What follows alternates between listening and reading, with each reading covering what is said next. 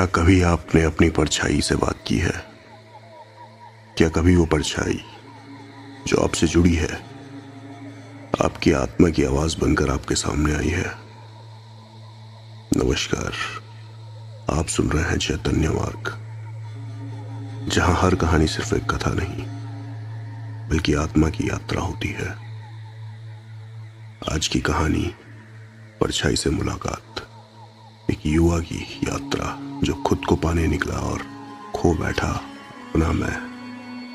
आइए आरंभ करते हैं।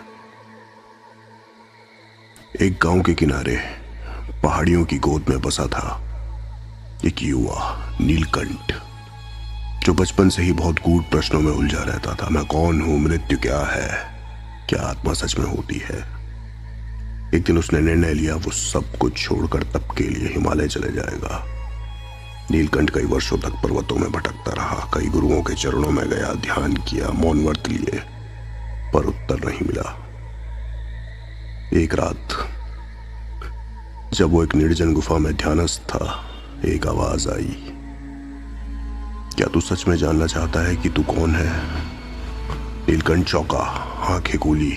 सामने अंधेरा था, पर अंधेरे में एक परछाई थी। नीलकंठ ने पूछा, तुम कौन हो? परछाई बोली, मैं वही हूं जिससे तू भाग रहा है। मैं तेरा अहम हूं, मैं तेरा मैं हूं। नीलकंठ बोला, मैं तो अपने भीतर शांति खोज रहा हूं। परछाई हंसी, शांति बाहर या भीतर नहीं होती। जब तू मैं को पहचान लेता है और उसे छोड़ देता है, तभी शांति आती है। नीलकंठ मौन हो गया। उसे समझ आ गया था, वो जितना खुद को खोज रहा था उतना ही खुद को और जकड़ रहा था। उस रात उसने पहली बार ध्यान नहीं किया।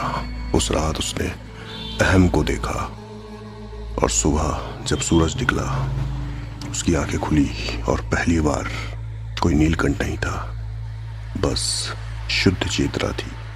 एक मौन था जो शब्दों से परे था, और वही उसकी मंजिल थी। जब तक हम अपने अहम से भागते हैं, हम अपने सत्य से दूर रहते हैं, पर जब हम उससे आंखें मिलाते हैं, तभी चैतन्य का मार्ग खुलता है। अगर आपको ये कहानी अच्छी लगी हो तो चैतन्य मार्ग से जुड़े।